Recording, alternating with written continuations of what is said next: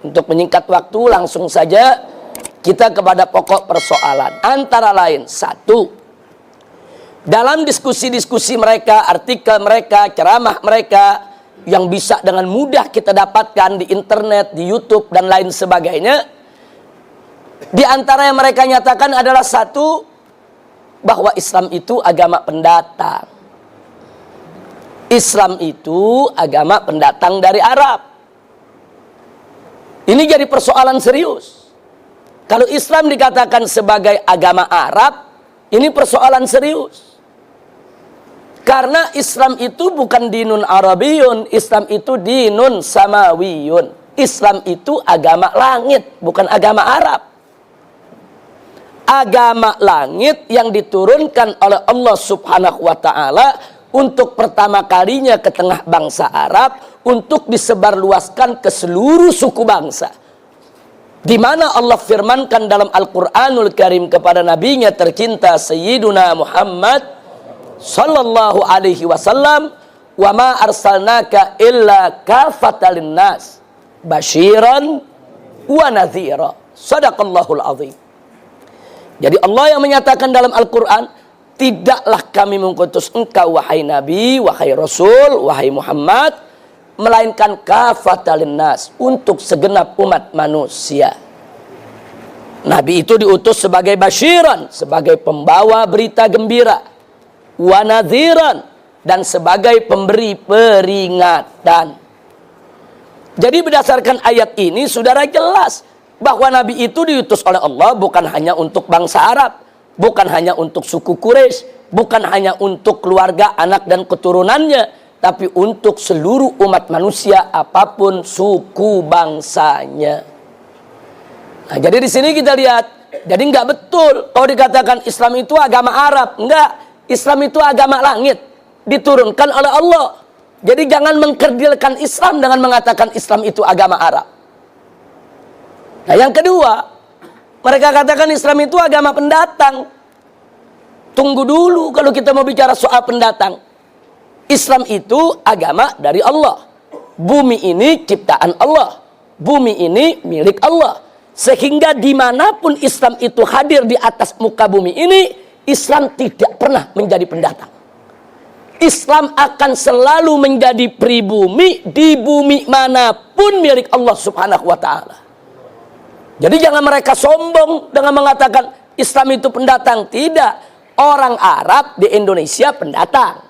Orang Cina di Indonesia pendatang. Tapi Islam bukan pendatang, saudara. Islam itu datang dari Allah Subhanahu wa ta'ala di atas muka bumi. Bumi ini milik Allah. Bumi ini ciptaan Allah. Dengan hak apa ada manusia yang begitu sombong mengatakan agama yang datang dari Allah dikatakan sebagai pendatang? Enggak begitu, saudara. Nah, jadi ini berbahaya sekali, ingin mengecilkan peran Islam, ingin mengecilkan nilai Islam, dia ingin bermain kata-kata. Nah, kemudian selanjutnya dia katakan karena Islam ini pendatang dari Arab, maka Islam itu harus dipribumisasi. Islam itu harus diindonesiakan, Islam itu harus dinusantarakan. Ini kalimat sangat berbahaya. Loh, kenapa saya katakan berbahaya? Karena dulu Nabi pada saat diutus oleh Allah Subhanahu wa ta'ala pertama kali ke tengah bangsa Arab, bukan untuk mengarabkan Islam, tapi untuk mengislamkan Arab. Jadi jangan dibulak-balik. Nabi nggak pernah mengarabkan Islam, ya ikhwan. Nabi itu dulu tugasnya mengislamkan bangsa Arab dan seluruh suku bangsa di dunia. Jadi dulu Nabi mengislamkan Arab, bukan mengarabkan Islam. Nah, jadi kelompok mereka ini yang menyebut dirinya sebagai Islam Nusantara memutarbalikkan persoalan, dan ini sangat berbahaya. Baik, sekarang mari kita lihat. Kalau nanti Islam di Indonesia harus di-Indonesiakan, maka konsekuensinya Islam di Afrika harus diafrikakan, Islam di Eropa harus dieropakan, Islam di Amerika harus diamerikakan, Islam di Cina harus dikinakan, Islam di India harus diindiakan. Naif betul. Kok bisa begitu rendah sekali Islam? Ingin diubah-ubah, disesuaikan dengan suku bangsa? Tidak. Dulu Nabi alaihi salatu wassalam dan para sahabatnya radhiyallahu taala anhum dan para tabi'in, para tabi'it tabi'in serta ulama yang datang setelah mereka, saudara, mereka berjuang menyebarluaskan Islam. Mereka Islamkan Arab, Islamkan Persia, Islamkan India, Islamkan Cina, Islamkan Amerika, Islamkan Eropa, Islamkan Afrika, dan mengislamkan Nusantara.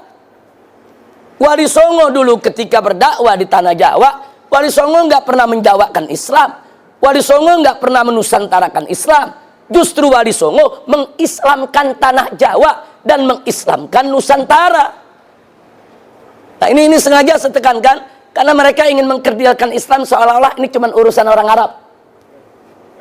Sebetulnya yang mereka mau serang bukan Arab, mereka mau serang Islam. Arab ini cuma perantara saja ya ikhwah. Nah, karena itu kita bantah habis. Gak bisa mereka gunakan istilah sedemikian rupa. Nah, kalau istilah ini dibiarkan berbahaya. Nah, pada kenyataannya memang akhirnya mereka kembangkan. Nah, baik, sekarang yang berikutnya yang keempat. Apa mereka kembangkannya? Kata mereka, karena kita ini adalah bangsa Indonesia, kita masyarakat Nusantara, kita jangan mau dijajah sama Arab. Jangan mau kita diperbudak sama Arab. Maka itu segala unsur Arabisasi dalam Islam harus ditolak. Ambil Islamnya, buang Arabnya. Itu mereka sampaikan. Dalam beberapa ceramah, dalam beberapa diskusi, dalam beberapa artikel, ambil Islamnya, buang Arabnya. Makanya jangan kaget. Sejak tahun 1984, salah satu tokoh liberal, pentolan liberal di Indonesia, berceramah di kampus UI. Saudara, untuk pertama kalinya dia katakan, bahwa untuk mempribumikan Islam, maka pertama kali kita ganti dulu Assalamualaikum dengan selamat pagi dan selamat siang. Ini biar tahun 84 nih, terus berkembang sampai sekarang. Nah, ini kan sekarang dengan alasan apa? Karena Assalamualaikum itu adat Arab. Itu tradisi Arab. Kita ganti dengan bahasa kita supaya lebih akrab, lebih Indonesia, lebih Nusantara, lebih pribumi. Kenapa mesti pakai Assalamualaikum? Nah, untuk membantah ini perlu kita kembalikan kepada sejarah Assalamualaikum itu sendiri. Sebelum Nabi diutus menjadi Rasul, di tengah masyarakat Arab jahiliyah, nggak ada yang kenal Assalamualaikum. Salam yang ada sesama masyarakat jahiliyah adalah wasobaha. Abu Jahal ketemu Abu Lahab, wasobaha. Bahkan para sahabat Nabi sebelum masuk Islam, salamnya juga wasobaha. Tapi setelah Nabi ajarkan konsep Assalamualaikum yang merupakan ajaran Allah, maka mulai saat itu seluruh umat Islam di zaman Nabi tidak lagi menggunakan wasobahah. Mereka menggunakan Assalamualaikum, sehingga salamnya umat Islam dengan salamnya orang kafir masyarakat jahiliyah berbeda. Jadi Assalamualaikum itu menjadi identitas Muslim. Dengan demikian, Assalamualaikum itu bukan adat Arab, bukan tradisi Arab, tapi Assalamualaikum itu adalah ajaran Islam. Nah, jadi jangan dibulak-balik. Yang adat Arab itu wasobahah. Assalamualaikum itu adalah tahiyatul Islam. Nah, adapun kalau sekarang Assalamualaikum itu menjadi budaya di tengah Arab, itu persoalan lain. Karena bangsa Arab ramai-ramai masuk Islam, akhirnya salam mereka berganti dengan Assalamualaikum. Akhirnya Assalamualaikum itu merata di seluruh bangsa Arab, digunakan sebagai salam mereka, membudaya, berurat berakar. Ya, itu tidak kita pungkiri. Tapi asal usulnya tetap itu adalah ajaran Islam. Bukan salam Arab, salam Islam. Dan kalau kita bicara soal itu sudah membudaya di tengah bangsa Arab, bukan di tengah bangsa Arab saja, dari Sabang sampai Merauke, Assalamualaikum itu sudah membudaya. Di Aceh Assalamualaikum, di Palembang Assalamualaikum, di Padang Assalamualaikum, di Jawa Barat, Jawa Tengah, Jawa Timur, Ambon, Irian, bahkan di negara-negara Eropa umat Islam Assalamualaikum jadi budaya. Apalagi masyarakat Betawi nih, saking membudayanya jadi Lamleikum. Fakta itu. Lamleikum, Waalaikumsalam. Nih orang Arab sendiri bingung apa artinya itu. Nah, saya sampaikan begini, bukan saya membenarkan Assalamualaikum salam, tidak. Yang betul itu Assalamualaikum, jawabnya Waalaikumsalam. Itu yang betul. Jadi apa yang dilakukan oleh masyarakat Betawi Assalamualaikum salam tidak betul. Cuman kenapa ini saya sampaikan? Saya sampaikan di sini hanya untuk menunjukkan dan membuktikan betapa Assalamualaikum sudah berurat berakar di masyarakat Betawi. Berurat berakar. Sudah jadi budaya. Sehingga Assalamualaikum itu saat ini bukan hanya budaya Arab, dia juga budaya Afrika, budaya Eropa, budaya Amerika, budaya Indonesia, budaya Nusantara, budaya dunia. Nah, ini yang ingin kita tekankan. Lagi pula, kalau Assalamualaikum itu harus diganti dengan selamat pagi, selamat siang, besok kacau di sholat kita. Sebab salam itu salah satu rukun sholat. Tanpa salam tidak sah. Nah urusannya kalau kita ganti, begitu sholat subuh, selamat pagi, selamat pagi. Nah giliran sholat zuhur gimana? Selamat siang, selamat siang. Ntar sholat asar, selamat sore, selamat sore.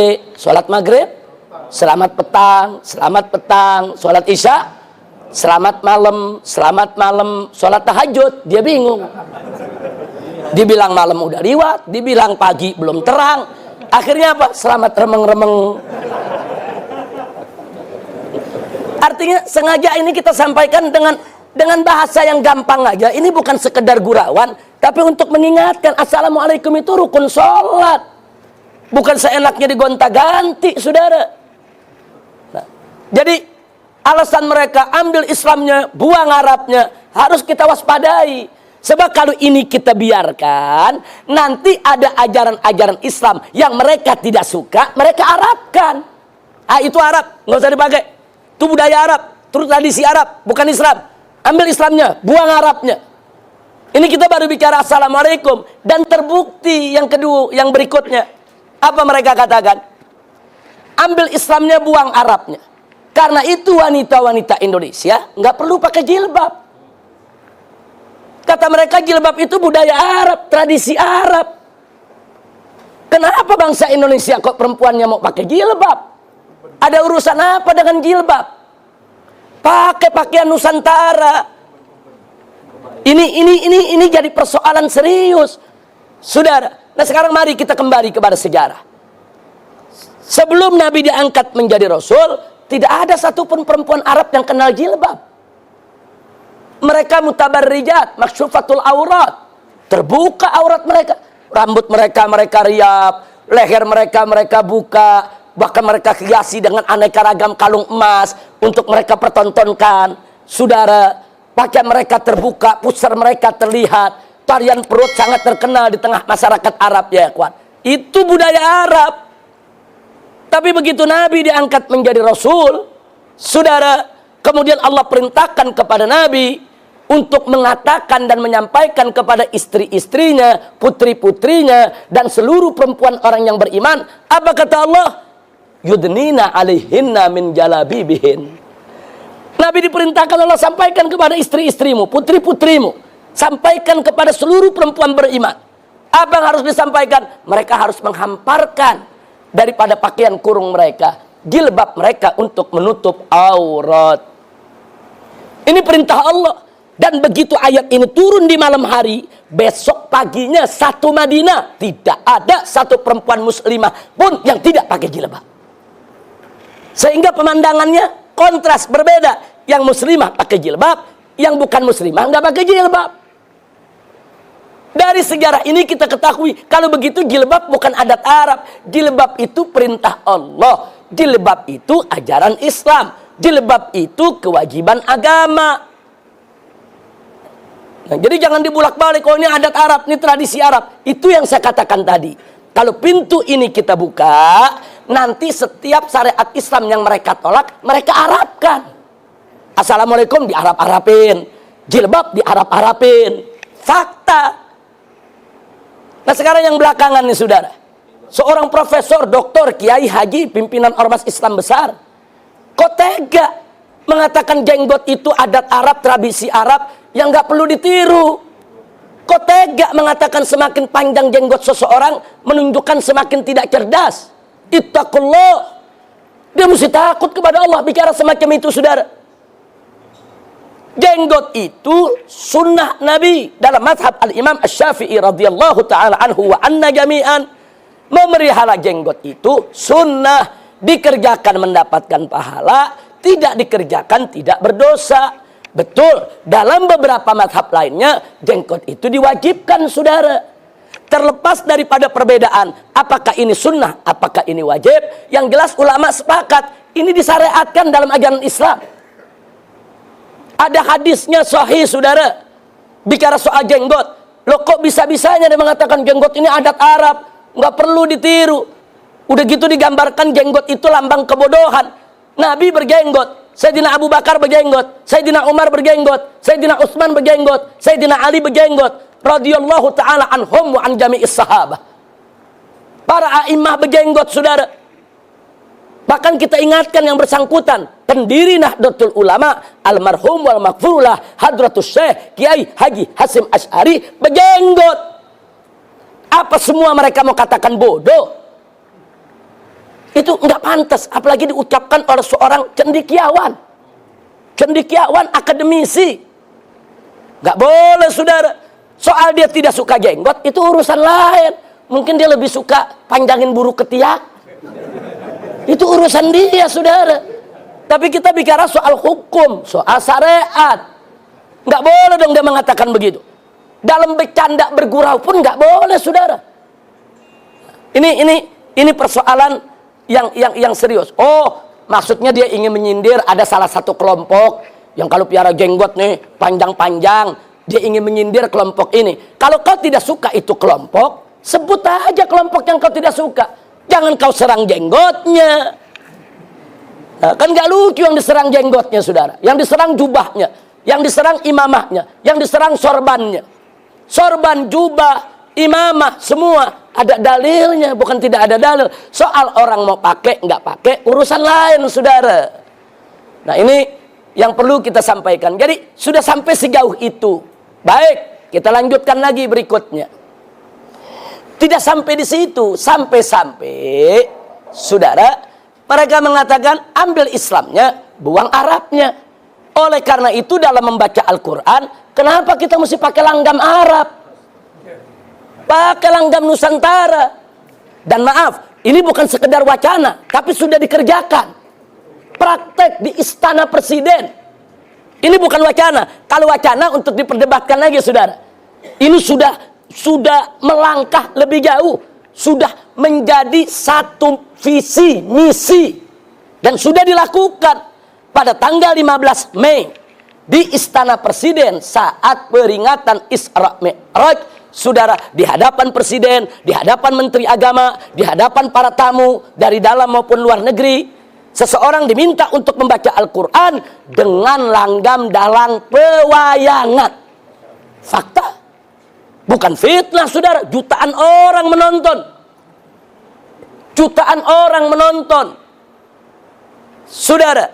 Nah, sekarang kenapa saya dan kawan-kawan, khususnya di FPI, menentang habis-habisan, keras-kerasan persoalan ini, saudara? Karena kita tahu, ini agendanya liberal. Kita ini orang lapangan. Kita tahu, sudah lama sekali mereka merencanakan ini, ya ikhwan. Nah, sekarang mari kita lihat, ya ikhwan. Dari mana kita tahu ini rencana? Malam Al-Quran mau dibaca dengan langgam dalang pewayangan. Di pagi harinya, itu Twitter sudah menyebar, saudara. Di mana salah satu tokoh muda liberal, pendiri JIL, saudara, lewat akun Twitternya mengatakan, nanti malam Al-Quran akan dibaca dengan langgam Nusantara. Ini kabar gembira buat kita semua. Ini merupakan kemenangan kita. Disebarkan kok. Ini belum dibaca, dia udah kirim Twitter kemenangan. Artinya apa? Artinya dibaca itu memang ada agenda, ada rencana, ada tujuan. Bukan sekedar dibaca begitu aja, ada tujuan. Nah, sekarang mari kita lihat, ya ikhwan. Ada sementara yang menganggap ini kan persoalan khilafiyah. Sudahlah, nggak usah dibesar-besarkan. kita sampaikan, andai kata pun itu persoalan khilafiyah, kita mesti tahu, tidak setiap masalah khilafiyah boleh dipublikasikan depan umum, saudara. Saya kasih contoh. Kalau ada seorang dai Syiah bicara di radio, di TV mengatakan, para pemirsa, kawin mut'ah itu tidak apa-apa. Kawin mut'ah itu halal. Terus kita protes, nanti dijawab, ini kan khilafiyah. Gak bisa, saudara. Walaupun itu persoalan khilafiyah fikih antara Ahlus Sunnah dengan Syiah, dia tidak punya hak mempublikasikan persoalan tersebut ke khalayak ramai. Kalau dia ingin memperdebatkannya, silakan datangi ulama Ahlus Sunnah, silakan kemukakan argumentasinya, nanti akan dijawab oleh ulama Ahlus Sunnah bahwa mut'ah itu haram sampai hari kiamat. Dia punya dalil, silakan keluarkan dalilnya. Akan kita jawab dengan dalil lagi, saudara.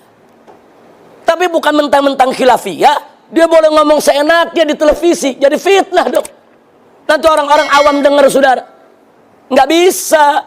Ini nggak boleh kita sembarangi, saudara. Ada masalah-masalah khilafiyah yang bisa menimbulkan fitnah kalau dikupas di tengah masyarakat awam, saudara. Sehingga nggak boleh untuk sembarangan dipertontonkan. Itu satu. Kalau betul itu khilafiyah. Yang kedua, kalau bicara khilafiyah, saudara, ya ada pendapat yang berimbang sama kuat. Tapi ada khilafiyah yang ulama sepakat, yang satu lemah, yang satu doif, yang satu syadz. Kol yang sudah syadz, kol yang sudah menyimpang, kol yang sudah lemah, nggak boleh dipakai lagi, saudara. Jadi jangan khilafiyah dijadikan alasan ingin menyebar fitnah di tengah umat Islam. Nah, itu jawaban soal khilafiyah. Yang berikutnya mereka bilang, ya sudahlah, ini kan kombinasi budaya. Nah, kalau kombinasi budaya itu boleh dijadikan dalil untuk membaca Al-Quran dengan dalang pewayangan, maka berarti besok Al-Quran boleh dibaca dengan langgam jaipongan. Loh, kalau dalang pewayangan boleh, kenapa jaipongan nggak boleh? Berarti besok Al-Quran boleh dibaca dengan langgam dangdutan, dengan langgam yaitu gambang kromongnya Betawi, saudara. Berarti besok Al-Quran boleh dibaca dengan langgam Cina, dengan langgam India, saudara. Nggak bisa. Jadi lemah. Dia mau coba pakai akal, pakai logika, tapi menabrak seperangkat daripada dalil yang sudah disepakati oleh para ulama. Nah, sekarang dalam Al-Quranul Karim Allah menyatakan, faqala ta'ala warattilil Qur'ana tartila. Bacalah Al-Quran itu dengan tartil. Sayyidina Ali ibn Abi Thalib radhiyallahu ta'ala anhu su'ila anil murad bitartil. Apa yang dimaksud dengan tartil? Sayyidina Ali ditanya, beliau menjawab, i'ta'ul huruf huquqaha. Tartil itu adalah memberikan setiap huruf Al-Quran hak-haknya. Bagaimana hak membacanya, hak mengucapkannya, kemudian hak keluar dari makharijul hurufnya, hak sifat hurufnya. Itu hak yang nggak boleh dilanggar. Oh, ada kalau pertemuan antara sejumlah huruf menimbulkan suatu hukum. Seperti apa? Seperti ikhfa, idhar, iklab, idgham, baik yang bigunnah maupun bila gunnah. Kemudian ada yang qalqalah dan lain sebagainya. Itu hak huruf. Nggak boleh sembarangan. Itu dari segi hak huruf. Yang berikutnya lagi dari segi qiraat. Qiraat itu hanya boleh dibaca dengan qiraat mutawatirah. Nggak boleh qiraat sadzah dipakai untuk baca Al-Quran. Contoh, kalau kita baca Al-Fatihah, ada yang baca Maliki Yaumiddin, mimnya dipanjangkan. Itu qiraat Nabi. Ada yang dipendekkan, Maliki Yaumiddin. Itu juga betul. Itu qiraat Nabi, saudara. Nabi ajarkan kepada sahabat yang ini dengan mim dipanjangkan. Nabi ajarkan kepada sahabat yang ini dengan mim dipendekkan. Selama qiraatnya mutawatirah dari Nabi, kita boleh baca. Tahu-tahu ada mau bikin qiraat sendiri. Malaka yaumaddin. Dia pakai fi'il, saudara. Dia pakai fi'il. Walaupun maknanya serupa, dia pakai fi'il, haram. Karena Nabi nggak pernah mengajarkan baca seperti itu. Jadi qiraat itu pun ada sanad. Ada sanad. Oh, Imam Kisai membaca suatu bacaan dari gurunya. Gurunya dari gurunya. Gurunya dari tabi'in. Tabi'in dari sahabat. Dari Nabi. Kalau suatu qiraat tidak ada sanad bersambung sampai Nabi, nggak boleh kita baca, saudara. Nah, ini yang kita mesti tegaskan. Nggak sembarangan baca Quran. Dari segi hurufnya, sifatnya, mesti kita berikan hak-haknya. Dan dari segi qiraatnya, saudara. Termasuk dalam soal langgamnya. Nah, dalam soal langgam itu ada hadis yang Nabi menyatakan, Iqra'ul Qur'an biluhunil Arab. Bacalah Al-Quran dengan langgam Arab. Saudara, jadi artinya langgam Arab itu memang Nabi yang suruh. Bukan sembarangan, bukan kita yang orang Arab pengen Al-Quran dibaca dengan langgam Arab. Bukan. Allah dan Nabi yang suruh. Lagi pula kalau kita mau pakai logika, wajar Al-Quran itu dibaca dengan langgam Arab. Loh, kenapa wajar? Nah, karena Al-Quran diturunkan dalam bahasa Arab. Kalau Al-Quran diturunkan dalam bahasa Jawa, tentu dibacanya dengan langgam Jawa. Kalau Al-Quran diturunkan dalam bahasa Indonesia, silakan baca dengan langgam Indonesia.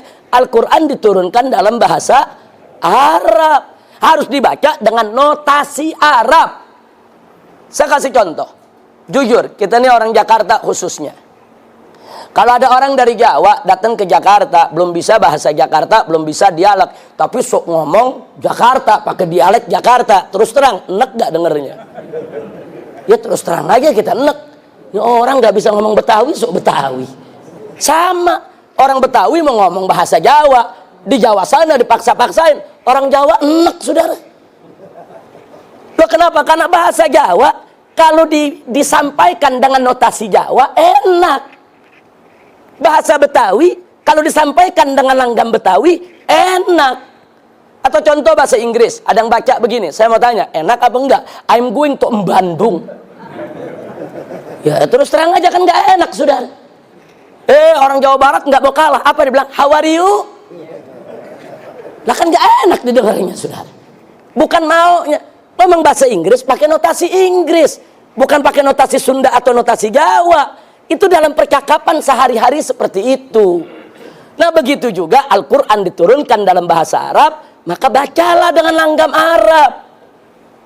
Oh, ada lagi yang mengatakan begini dari kementerian. Ya sudahlah, ini dibaca di sana, ini kan jadi pembelajaran kita semua. Lagi pula, kan gak semua orang Indonesia bisa langgam Arab. Maklumilah kalau mereka yaitu tidak pakai langgam Arab. Saudara, ini kita jawab dengan dua jawaban.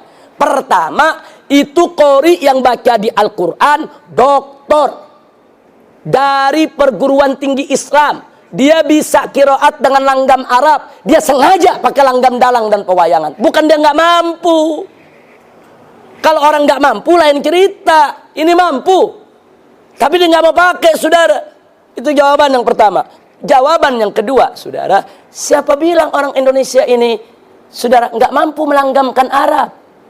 Jangan merendahkan bangsa Indonesia, jangan menghina rakyat Indonesia, saudara. Puluhan kali musabaqah tilawatil Quran tingkat dunia digelar di berbagai negara, qori-qori Indonesia selalu keluar sebagai juara. Kalau orang Indonesia tidak bisa baca Quran dengan langgam yang semestinya, nggak nantinya dia jadi juara. Dia mengalahkan qori Mesir, dia kalahkan qori Libya, dia kalahkan qori Aljazair, dia kalahkan qori dari Syria, dia kalahkan qori dari Libanon, dari berbagai tempat. Qori-qori Arab kalah sama qori-qori Indonesia. Loh, kenapa bisa begitu? Karena memang pembacaannya lidahnya fasih. Lidahnya fasih mengucapkan huruf. Kemudian tajwidnya dia kuasai. Suaranya bagus, saudara. Nah, karena dia husnul ada fitilawatil Quran, saudara, wah husnus shot, saudara, husnul tajwid, dia juara. Yang nggak bisa baca Quran dengan langgam Arab, yang nggak ngaji.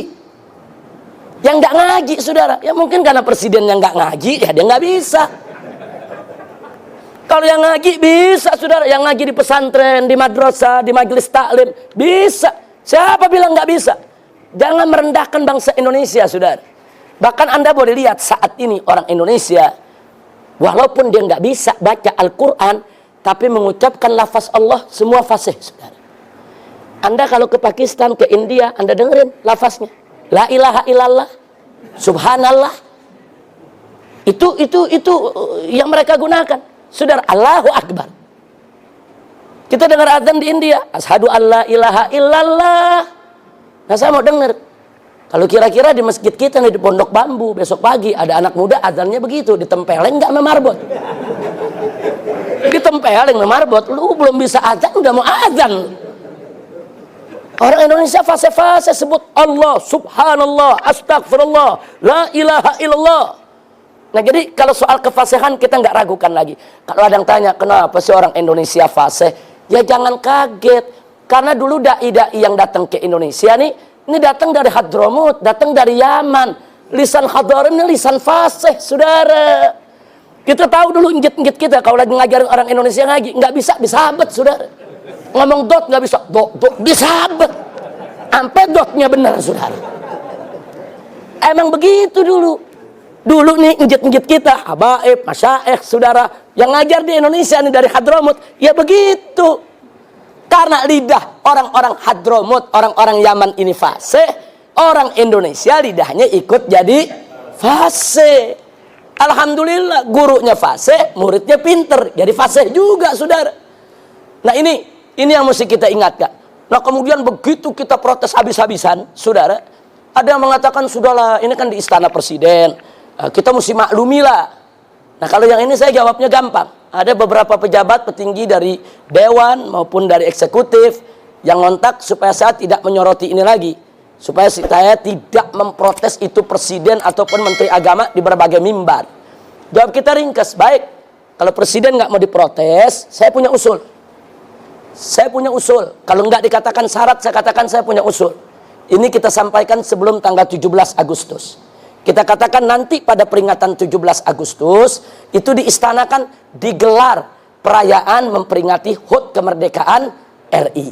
Nah saya minta nanti presiden mengajak yang hadir nyanyi Indonesia Raya dengan langgam Cicak Rowo. Lakukan itu Indonesia Raya. Atau nyanyikan lagi Indonesia Raya dengan langgam Betawi. Nyok kita nonton ondel-ondel. Kan orang Betawi ada lagi gitu. Nyok kita nonton ondel-ondel. Nyok. Nah, nyanyi lagi Indonesia Raya. Indonesia tanah airku. Oi. Boleh gak, saudara? Kita sampaikan kepada para pejabat kita, apa boleh? Mereka jawab, nggak boleh, Habib. Nah, kalau lagu Indonesia Raya, nggak boleh seenaknya kau ubah. Notasinya nggak boleh diubah. Bahasanya nggak boleh diubah. Nadanya nggak boleh diubah. Ini Al-Quran. Kitab Allah. Kitab mulia, kitab suci, kitab agung, kitab sakral. Kok seenaknya kau rubah? Saudara, nggak bisa, kurang ajar. Giliran lagu Indonesia Raya nggak boleh, saudara. Ya, memang nggak boleh. Kenapa? Ada Undang-Undang Nomor 24 tahun 2009 yang melarang lambang negara, saudara, untuk diubah-ubah. 1. Bendera merah putih. 2. Lambang Garuda Pancasila. 3. Bahasa Indonesia, termasuk menyanyikan lagu Indonesia Raya. Siapa yang coba-coba ubah dengan sengaja, minimal, saudara, 5 tahun penjara. Nah, mereka tahu aturan. Itu aturan mereka yang buat. Al-Quran juga ada aturannya. Allah yang sudah buat aturannya. Waratil Qur'ana tartila. Nabi yang sudah membuat aturannya. Iqra'ul Qur'an biluhunil Arab. Nah kalau kau punya peraturan gak boleh dilanggar, kok peraturan Allah dan Rasulnya seenaknya kau mau langgar? Nah gak bisa, saudara. Nah ini setelah kita sampaikan begini, ya, mereka gak bisa ngomong apa-apa. Oh begitu Habib, ya emang begitu. Nah habis bagaimana? Suruh presiden nyanyiin Indonesia Raya, berani gak? Pakai langgam Cicak Rowo, pakai langgam balon kuada 5, suruh nyanyiin. Nah jadi ini persoalan bukan persoalan kecil, persoalan serius, saudara. Segala sesuatu ada aturannya. Ini ceramah aja ada aturannya nih. Boleh saya kasih contoh? Boleh kan nih? Boleh. Di sini ada Syekhul Walid, Ustadz Taufik, saudara. Saya ingin mempersilahkan beliau untuk ceramah. Katakan saya diminta oleh Pak Fahmi sebagai MC. Saya katakan begini. Saudara-saudara yang dimuliakan Allah, sesaat lagi kita akan mendengarkan tausiah yang penuh hikmah, untayan mutiara. Hikmah yang akan disampaikan oleh guru kita yang mulia, Al-Muhtaramul Mukarram Syekhul Walid Al-Ustadz Taufik Bajber. Kepada beliau, falyatafaddal. Saya mau tanya, itu cara santun tidak? Jujur, santun tidak? Ramah tidak? Akhlak tidak? Bagus tidak? Emang begitu cara MC, saudara. Nah, kalau umpamanya saya rubah nih. Saya berdiri nih jadi MC. Nah, ini banyak yang hadir. Apa saya bilang? Para penonton berbahagia. Sebentar lagi kita akan sama-sama mendengarkan ceramah berapi-api dari guru kita dari Jawa Timur. Dialah kita persilakan, Ustaz Taufik. Yang di belakang jawab, ini mau ceramah apa main bola? Ini mau ceramah apa main tinju, saudara? Jujur saya tanya, itu cara begitu sopan tidak? Santun tidak? Akhlak tidak? Kurang ajar, saudara. Malah di luar udah ada ngeletuk, gila itu.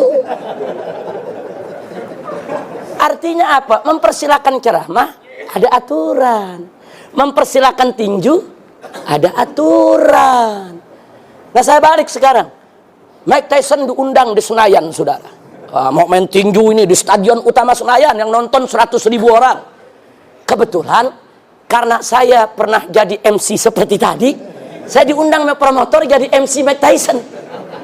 Saya terima, saudara. Nah, begitu di Senayan saya naik pakai sorban begini, saudara. Ini di atas ring, ini di pojokan Mike Tyson nih udah siap naik ke ring nih. Kan mesti dipersilahkan dulu. Nah, begitu mau persilahkan apa saya bilang? Kaum muslimin dan muslimat rahimakumullah.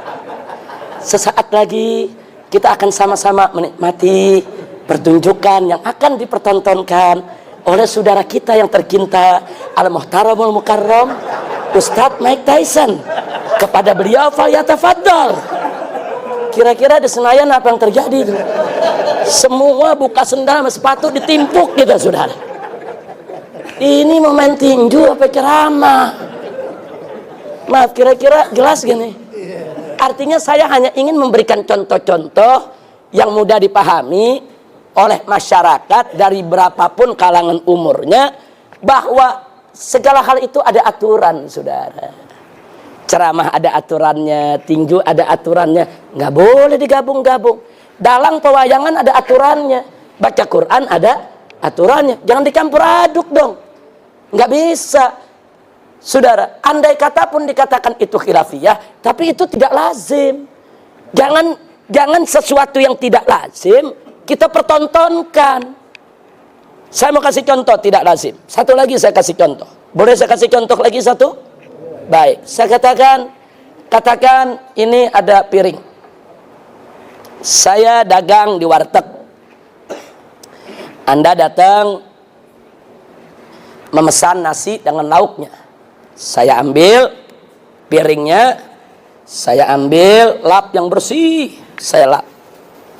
Anda lihat, saya bersihkan, saya nggak mau ada debu, saya nggak mau kotor buat pelanggan saya. Habis itu saya tuangkan nasinya, lauknya saya sediakan.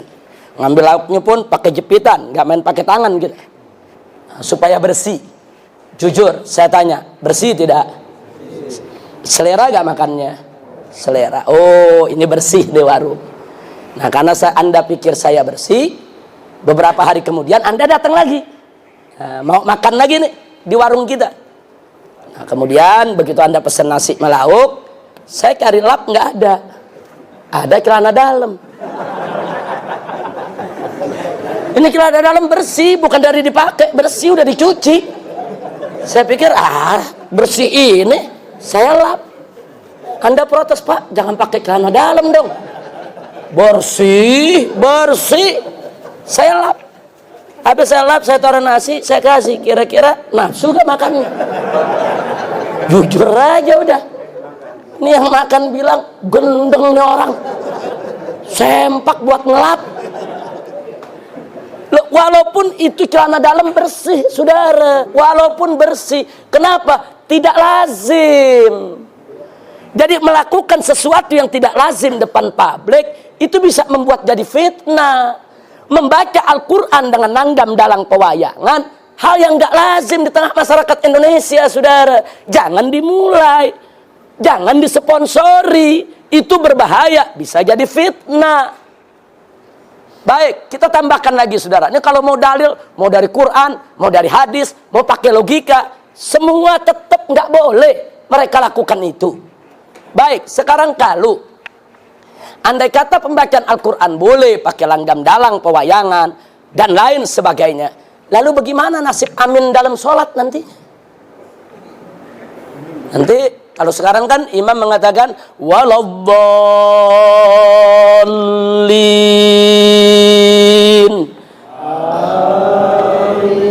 Di mana-mana amin sama. Nah sekarang kalau waladdolinnya pakai wayang, waladdallin. Aminnya gimana? Aminnya gimana? Tinggal orang Sunda yang jadi makmum. Naon iya? Bingung orang Betawi. Apaan tuh? Kenapa? Aminnya nggak bakal seragam, saudara. Karena jamaah kita macam-macam suku. Tapi kalau waladdallin dengan qiraat biasa, mau di Mekah, mau di Mesir, mau di Amerika, sama aminnya, saudara. Nah, karena itu saudara, dalam Sahihul Bukhari dengan tegas Nabi mengatakan, Iqra'ul Qur'an ma'talafat qulubukum, kata Nabi. Bacalah Al-Quran dengan yang menyatikan hati kalian, kata Nabi. Jangan baca Al-Quran menimbulkan perpecahan. Nah, kalau baca Al-Quran dengan langgam dalang pewayangan, saya mau tanya, ini menjalin menyejukkan hati atau meresahkan? Meresahkan, saudara. Nabi nggak kasih, kata Nabi, Iqra'ul Qur'an ma'talafat qulubukum. Baca Al-Quran. Baca. Dengan bagaimana kita baca? Yang menyatukan hati kita.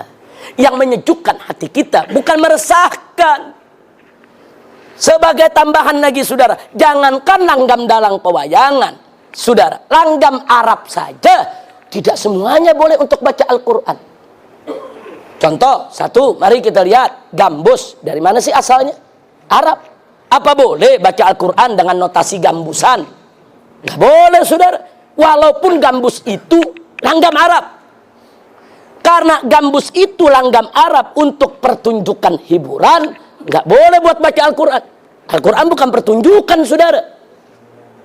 Begitu juga langgam tari perut dari Arab, saudara.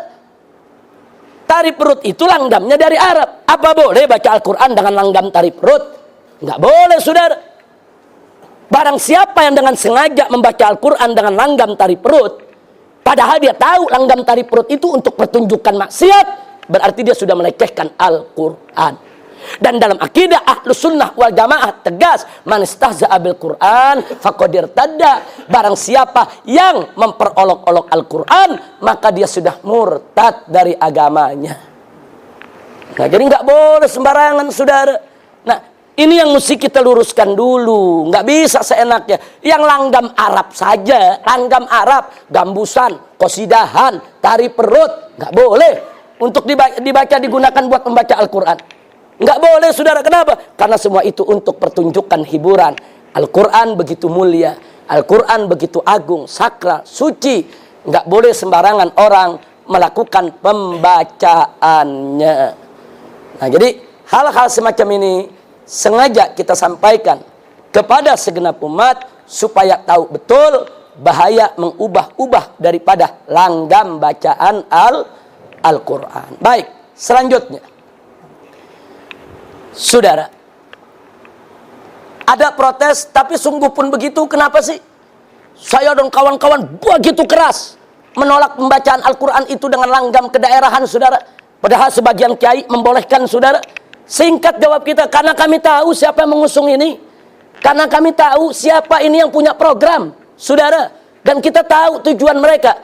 Kalau hari ini mereka berhasil membiarkan Al-Quran dibaca dengan langgam kedaerahan, besok mereka akan berupaya supaya Al-Quranul Karim di Indonesia cukup dicetak terjemah bahasa Indonesia saja. Mau ngapain pakai tulisan Arab? Bangsa Indonesia, kamu dijajah sama Arab? Mau diperbudak sama Arab? Itu adat Arab. Yang penting ambil Islamnya, ambil Qurannya, buang Arabnya. Cukup baca terjemah. Umat agama lain kitab sucinya pakai bahasa Indonesia kok. Kenapa umat Islam mesti pakai bahasa Arab? Ini tujuan mereka, saudara. Kalau dibiarkan sangat berbahaya. Bukan sekedar khilafiyah. Kalau sekedar khilafiyah, kita tidak akan besar-besarkan. Kalau ini murni dilakukan oleh ulama-ulama yang istiqomah, bukan datang dari liberal, kita tidak persoalkan, saudara. Ya, ini khilafiyah. Tapi karena ini keluar dari kelompok liberal, diusung oleh kelompok liberal, saudara, mereka punya tujuan-tujuan yang sudah mereka atur dan sudah mereka rencanakan dari jauh-jauh hari. Ini harus dibendung. La taftahul bab. Jangan sekali-kali Anda buka pintu untuk mereka, saudara, mengubah-ubah daripada agama yang dibawa oleh Nabi kita Muhammad Sallallahu Alaihi Wasallam. Nah, kalau ini dibiarkan, apalagi bahayanya besok. Nah, besok kalau mereka nggak suka, sekarang udah terbukti, mereka nggak suka jilbab, mereka bilang Arab. Nah, mereka nggak suka jenggot, mereka bilang Arab. Nah, besok kalau mereka nggak suka hukum potong tangan pencuri, mereka bilang Arab. Mengapain pencuri dipotong tangan? Itu hukuman orang Arab itu. Itu hukuman keras, radikal. Itu tradisi Arab, adat Arab. Cukup pakai hukuman kita saja. Besok zani muhson yang mestinya dirajam sampai mati, mereka akan katakan rajam itu Arab. Besok anak gadis, anak bujang berzina yang mestinya dicambuk 100 kali dan diasingkan selama 1 tahun, mereka bilang cambuk itu Arab. Mengapain kita pakai Arab itu semua? Nggak sampai di situ. Kalau ini dibiarkan, besok sholat kita ditolak juga. Mengapain sholat pakai takbiratul ihram? Mengapain pakai baca suratul fatihah? Mengapain pakai takbir, pakai tahmid, pakai tasbih? Mengapain ada duduk, ada sujud? Nggak perlu. Ambil sholatnya, buang Arabnya. Nggak perlu ada unsur Arab. Jadi sholatnya bagaimana? Udah berdiri aja, ngadep sang hyang, baca aja eling, eling, eling. Mau dibawa kemana kita, saudara? Nah, jadi artinya, saudara, kita tutup. Kita tahu nih tujuan mereka nih ke sana nih. Mereka mau nyerang Islam, bukan nyerang Arab, saudara. Bukan. Salah kalau kita anggap mereka mau nyerang Arab. Mereka mau nyerang Islam, diawali dengan nyerang Arab. Arab ini cuma perantara, ya ikhwan. Yang mereka mau serang Islam, yang mereka mau hancurkan adalah Islam. Bagaimana caranya? Adu syariat dengan adat. Adu yang Arab dengan bukan Arab, saudara. Mereka mau adu domba antara syariat dengan adat, antara yang Arab dengan bukan Arab. Mereka serang Arab, menumbuhkan rasa benci kepada Arab, saudara. Tujuannya ingin mengikis Islam, ingin menghancurkan Islam.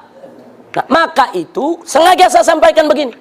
Saya ceramah dari Sabang sampai Merauke dari sejak bulan Mei sampai hari ini, saudara. Saya nggak peduli, kita sampaikan.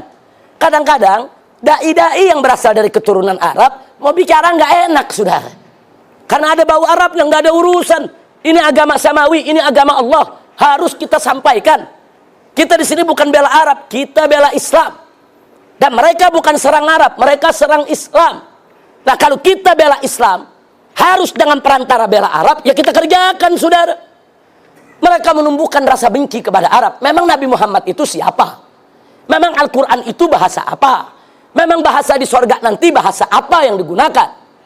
Dari mana mereka mengajarkan orang untuk benci Arab, saudara? Nah, ini yang perlu kita waspada, saudara. Jadi banyak sekali sebetulnya yang ingin kita sampaikan dari percontohan-percontohan, tapi dari ceramah-ceramah yang mereka sampaikan tersebut, terbuktilah kalau begitu yang mereka masuk Islam, yang mereka maksud Islam Nusantara, bukan Islam di Nusantara, bukan Islam yang rahmatan lil alamin, bukan, tapi Islam yang sudah dipreteli dari unsur Arabnya, walaupun unsur Arab itu merupakan bagian syariat, saudara. Dia mau preteli satu-satu. Nah, inilah karenanya sekali lagi dan sekali lagi, kemarin malam tahun baru saya diundang untuk menyampaikan ceramah di Tugu Pahlawan, Surabaya. Yang hadir kemarin itu ratusan ribu orang. Dahsyat luar biasa. Semua tokoh NU hadir di Jawa Timur, masyarakatnya juga hadir, saudara. Itu ada acara selawat Habib Syekh As-Segaf, dan kebetulan saya yang diminta untuk ceramahnya. Ini yang saya sampaikan. Yang saya sampaikan adalah soal Islam Nusantara. Ternyata masyarakat yang hadir yang merupakan grassroots NU, mereka antusias. Mereka sepakat dengan kita. Mereka anti dengan yaitu dengan propaganda liberal. Saudara, ya, kita sampaikan apa yang saya sampaikan di sini, saya sampaikan di atas mimbar. Sampai TV 9 yang selama ini menjadi corong daripada aliran Nusantara, begitu saya ceramah 5 menit, dia masih muat. Begitu saya bicara Islam Nusantara, dia putus. Nggak berani muat, saudara. Nah, saya ditanya, Habib ini bagaimana TV 9 kok diputus begini? Saya bilang, ya mana mau mereka siarkan, orang mereka corongnya kok. Nah, kalau mereka corongnya kemudian mereka siarkan saya, sama juga nelanjangin diri sendiri. Nah ini yang perlu kita sampaikan. Jadi kita nggak peduli. Saya keliling pondok-pondok pesantren NU. Kemarin saya ceramah di pondok pesantren Banyu Anyar. Itu pondok pesantren tertua yang ada di Madura. Saudara pimpinan Kiai Haji Muhammad Rafi'i Baidawi. Kita sampaikan persoalan ini. Kita keliling Bangkalan, Pamekasan, Sampang. Kita keliling Jawa Timur. Kita ke Lombok. Kita kemana tempat. Semua kita sampaikan kepada umat Islam persoalan ini. Nah akhirnya kita tutup. Yaitu apa-apa yang kita sampaikan kepada mereka dengan mengingatkan innamal mu'minuna ikhwah. Sesungguhnya orang beriman itu bersaudara apapun suku bangsanya ya ikhwah. Enggak peduli mau Arab, mau Cina, mau India, selama dia beriman kepada Allah, maka mereka adalah bersaudara. Inna akramakum indallahi atqakum. Dan apapun suku bangsanya, kalau mereka bertakwa kepada Allah, beriman kepada Allah, saudara, mereka akan mulia di sisi Allah. Bahkan mereka lebih mulia dari yang punya nasab apapun, saudara. Kalau yang punya nasab tersebut tidak bertakwa kepada Allah, yang ajam lebih mulia daripada yang Arab. Kalau yang ajamnya bertakwa, yang Arabnya nggak bertakwa, saudara. Nah ini yang ingin kita ingatkan kepada semua. Jadi kita nggak mau umat ini diadu domba atas nama suku bangsa, satu disuruh celak yang satu. Oleh karenanya saya tidak ragu-ragu mengatakan bahwa aliran Nusantara yang saat ini dipropagandakan oleh kaum liberal adalah aliran rasis dan fasis, saudara. Mereka benci Arab. Mereka ingin menanamkan kebencian kepada Arab. Mereka ingin hilangkan segala aroma Arab, segala adat tradisi Arab. Bahkan mereka ingin hancurkan Islam atas nama itu adalah adat Arab yang nggak boleh ditiru ya ikhwan. Nah ini harus kita lawan. Ini nggak boleh kita biarkan. Mudah-mudahan Allah berikan kita kemenangan. Nah, jadi sejauh ini kita lihat di kalangan kiai-kiai NU sekalipun di daerah-daerah banyak yang menolak ya kawan. Kiai-kiai NU yang garis lurus semua menolak propaganda tersebut. Dan sebagai tambahan, Islam Nusantara saat ini yang diusung oleh kaum liberal itu mendapat dana dari APBN resmi. Ada surat tertulis saudara dari Menteri Agama RI. Jadi artinya ini sudah jadi program pemerintah. Dan Jokowi pada saat berpidato di depan DPR RI dalam rangka menyambut HUT RI mengatakan Islam kita adalah Islam Nusantara. Dan nggak sampai di situ, saudara. Tokoh liberal ditanya, apa itu yang dimaksud Pak Jokowi Islam Nusantara? Nah ini tokoh-tokoh ini mengatakan Islam Nusantara itu adalah Islam yang lembut, yang santun, bukan Islam Arab yang keras dan radikal. Pakai ada tambahan, bukan Islam Arab yang keras dan radikal. Kita paham. Mungkin yang dia maksud, ini Arab-Arab yang lagi pada perang, saudara. Yang keras. Tapi itu tidak mewakili Islam, saudara. Jangan terus mengatakan Islamnya yang radikal. Kalau Islam Arab mereka katakan Islam keras, Islam radikal, Islam ekstrim. Lalu Islamnya Nabi Islam apa? Islam Nusantara. Islamnya Sayyidina Abu Bakar Islam apa? Islam Nusantara. Islamnya Sayyidina Umar Islam apa? Islam Nusantara. Islamnya Sayyidina Utsman Islam apa? Islam Nusantara. Islamnya Sayyidina Ali Islam apa? Islam Nusantara. Nggak boleh seenaknya mereka bicara begitu, saudara. Nah karena ini sudah menjadi program pemerintah, jangan kaget. Saat ini Islam Nusantara sudah menjadi mata kuliah di perguruan tinggi Islam ya ikhwan. Termasuk Universitas Islam Negeri Syarif Hidayatullah Jakarta. Kemarin 3 putri saya masuk diterima ujian di UIN dan ikut sekolah di UIN. Begitu lagi posma, yaitu pekan orientasi. Apa istilahnya itu? Jadi lagi pekan orientasi, anak-anak saya ini mendapat tugas. Untuk apa? Untuk bikin tulisan tentang Islam Nusantara. Akhirnya mereka lapor, apa? Ini suruh tulis nih tentang Islam Nusantara. Nah terus kamu mau tulis apa? Ya tulis aja isi ceramah abah. Ya tulis aja. Ntar kalau nilainya jelek bagaimana abah? Nggak apa-apa. Diberhentikan pun nggak apa-apa. Katakan yang hak itu hak, yang batil itu batil. Mulai mereka kuliah. Kuliah sehari pulang, umiknya nanya di rumah, belajar apa tadi? Islam Nusantara, Mi. Besoknya pulang dari tempat kuliah, belajar apa tadi? Islam Nusantara. Umiknya terus menjelit, berhenti kata Umi. Anak kita cabut, yang 2 kita cabut. Kalau yang 3 tinggal semester akhir, karena pindahan dari Universitas Ahqaf. Jadi sengaja saya tidak pindahkan, tapi yang 2 yang baru kita tarik. Nah, sekarang kita kirim ke Gresik, ke Jawa Timur. Jadi artinya memang Islam Nusantara sudah menjadi mata kuliah resmi di perguruan-perguruan tinggi Islam negeri maupun swasta, kecuali swasta yang masih tetap istiqomah di jalan Ahlus Sunnah wal Jamaah, tidak akan mengajarkan materi tersebut. Kalaupun diajarkan, hanya Islam Nusantara dalam makna Islam di Nusantara. Islam sebagai sesuatu yang agama yang sudah menjadi bagian tidak terpisahkan dari masyarakat Nusantara. Tidak seperti yang kita terangkan barusan ya ikhwan. Nah terus kalau pertanyaannya, tapi kenapa ada kiai-kiai sepuh katanya setuju dengan Islam Nusantara? Saudara, kiai sepuh ini orang baik. Mereka orang soleh. Saya contohkan seperti Kiai Haji Maimun Zubair dari Jawa Tengah. Orang baik, saudara.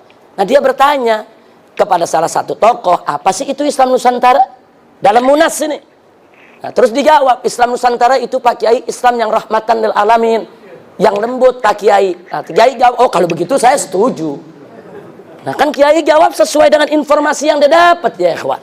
Nah, jadi saya tidak salahkan. Orang tua, saudara, dapat informasi seperti itu, terus dibenarkan. Bukan dia saja, saya pun kalau tanya apa itu Islam Nusantara, terus orang jawab, Habib Islam Nusantara yang rahmatan lil alamin, saya nggak ribut saudara. Saya nggak protes saudara. Nah, tapi kalau Islam Nusantara para pengusungnya bicara seperti tadi, mengarab-arabkan syariat Islam, nggak boleh kita biarkan saudara. Wajib untuk kita tolak. Nah ini yang saya mau sampaikan. Mudah-mudahan bermanfaat untuk kita semua. Jadi jangan kaget kalau saya dan kawan-kawan di FPI di atas mimbar, mungkin Anda ada yang menemukan rekamannya di YouTube dan lain sebagainya. Dalam soal ini memang kami bersikap keras untuk menjaga, nah, supaya mereka tidak mempermainkan syariat Nabi Muhammad Sallallahu Alaihi Wasallam. Saya pikir cukup, itu yang bisa saya sampaikan. Saya minta maaf waktunya cukup panjang sekali kita ambil, tapi mudah-mudahan bagi yang bertanya pada bulan yang lalu sudah terpenuhi, yaitu rasa ingin tahunya tentang Islam Nusantara dan tentang sikap kami terhadap Islam Nusantara. Cuman sebelum saya akhiri, saya belakangan ini tidak lagi menyebut mereka Islam Nusantara, tapi saya sebut mereka aliran Nusantara. Islam terlalu mulia kalau harus digandeng-gandengkan dengan terminologi yang punya tujuan untuk merusak Islam. Nah, jadi saya nggak mau lagi sebut mereka Islam Nusantara. Dari tadi saya sebut karena pertanyaan Islam Nusantara, saya jelaskan dulu. Nah, tapi di terakhir saya ingatkan, kami menyebut mereka sekarang bukan Islam Nusantara, tapi aliran Nusantara. Nah, baik, itu saja yang bisa saya sampaikan.